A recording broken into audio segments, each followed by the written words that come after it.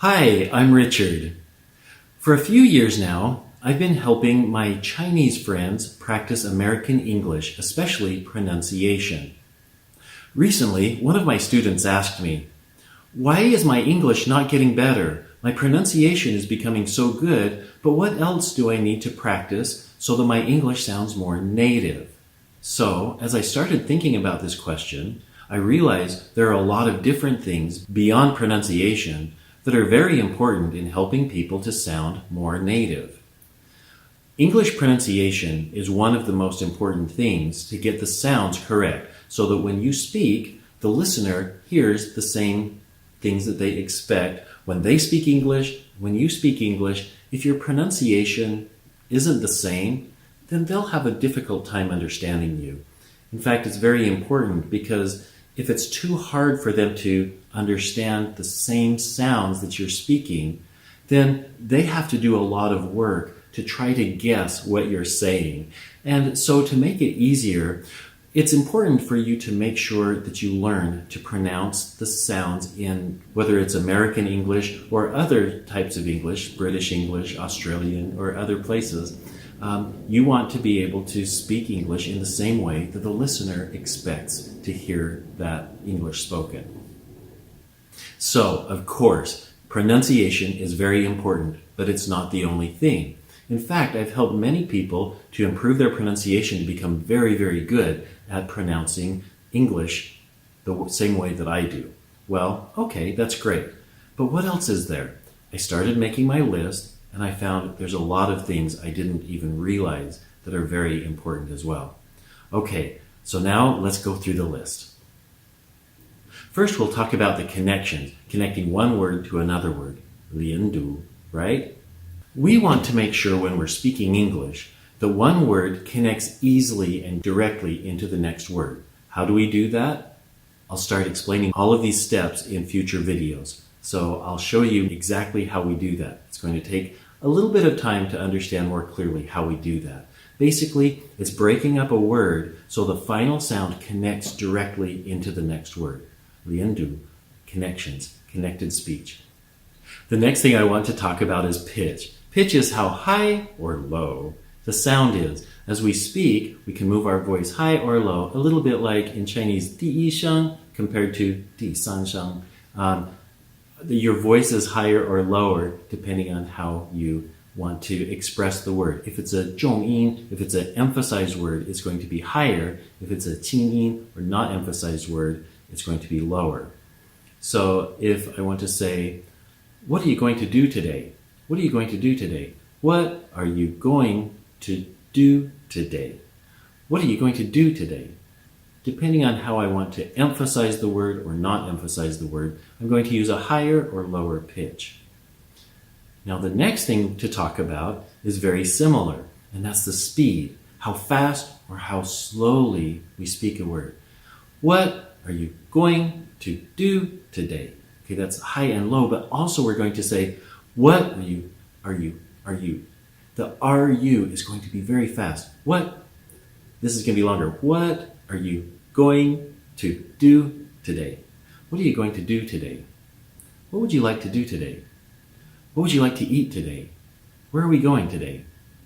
Okay, so those are some examples of making as I speak, the sound is going to be longer. It's going to take more time for emphasized words, and my words will take less time for the unimportant words. Now let's again talk about what's an important or a not important word. A not important word would be like the, and, of, or anything that we don't care to express as much, that's not important to the meaning of what we're trying to describe. So unimportant words we're going to reduce down. Important words we're going to use a more emphasis, and we're going to lift the pitch higher, and we're going to say them longer. Okay, the next thing is very, very similar, and it's how loud it is. Emphasized words are going to be louder, and not emphasized words are going to be more quiet, very soft. In fact, if I say, summer is my favorite time of the year. Summer is my favorite time of the year. Summer is my favorite time of the year. Now, favorite, I'm going to lift that, I'm going to emphasize fave, and then it is going to be very quiet. Favorite time of the year. Favorite time of the year. So we're going to use pitch, we're going to use length of time, and we're going to use the volume or the loudness of the sound to make of the year. It's going to be very tiny, and of the year, the word year is going to be bigger. Summer is my favorite time of the year. And so that's kind of a fun trick that we use to make English sound more dynamic, more big and expressive. Okay, what else do we do? Again, I want to clarify, this all has to do with reducing words or emphasizing words. Okay. Other things that we do would be facial expressions, the way we tell stories to other people. We use a lot of expressive facial expressions. You do the same thing in Chinese and other languages. But sometimes when I talk to my Chinese students, the communication is very flat. It's very simple and it's not very expressive. And it's hard when you're speaking another language to bring your expressions into the communication. We should probably also focus on not just the facial expressions, but the feeling and put the emotion into it. Humor or sadness, right? These are also important. Sometimes I give the example of reading a story, like a bedtime story, to a 4-year-old child. If you have a 4-year-old at home, or you go visit somebody and they have a 4-year-old child, and the child looks at you with those big eyes and says, "Please read me a story." And if you open the book and just read a very boring story, you just read the words, look at this word, then the next word, and the next word, you might pronounce them very clearly, but it's so boring. Put expression into it to try to make the child enjoy the story, to go on an adventure and love listening to you. So if you can speak like that with a lot of expression, it will help your English to sound a lot more native. I want to talk briefly about memorizing. When you speak a phrase, well, I'll do another video on this, but we want to be able to take phrases of information and memorize how to say those phrases correctly so that you're accidentally saying them right, the way that a native speaker would say them. Just one phrase at a time. Put those up in your memory so that you don't have to think about each word, but rather you can put groups of words together in phrases and just speak them as if they're one word. So that's an important thing. We want to talk a little bit about acoustics. Wow, what is acoustics? It's the sound, it's the shape of your tongue, your cheeks, your mouth, how open or closed it is, the muscles here in your throat, how you squeeze or you open, the size of where the air comes out of your mouth or even through your nose. You can open it very big and have a grand, beautiful, open sound, or you can be really pinched and tight, right? Or you can be very nasal and sound like this. There's different ways that you can sound depending on what muscles you use. Basically, we want to relax everything except just the minimum muscles that you need to move your tongue around and make all these sounds come out. We want to be lazy.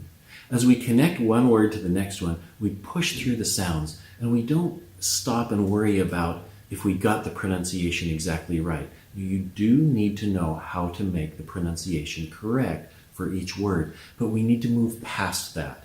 Know how to make each sound correctly. Once you do that, practice joining them, one word with the next word with the next word. That goes back to liandu. But now we want to push through. As we communicate, we want to quickly go through each idea and thought to get to the destination of expressing or communicating this idea and get it out to the listener. We want to be lazy. We don't want to emphasize each sound. We want to speak quickly. the tongue is going to kind of bounce around and do a little dance. Inside your mouth, it moves very quickly. As you practice more and more, your tongue will use new muscles and get stronger and stronger to move more like a native English speaker would. Okay, so I hope that you can take some of these ideas, maybe write them down, and when you listen to other people speaking English, maybe on video, movies, TV, as you listen to them, maybe you can stop, look back at the way they said each of those lines, listen to it again and again, and see if you can recognize and then try to copy the way that they raise their pitch, the way they connect things together, the way they say things louder and softer, faster and slower. See if you can copy the same way that they say those lines in a movie or on TV. If you can try to do that and remember some of these things that I talked about, you can help to develop your muscles so that you can quickly go from word to word to word in more of a native English sounding way. I hope this helps a lot. Have a wonderful day.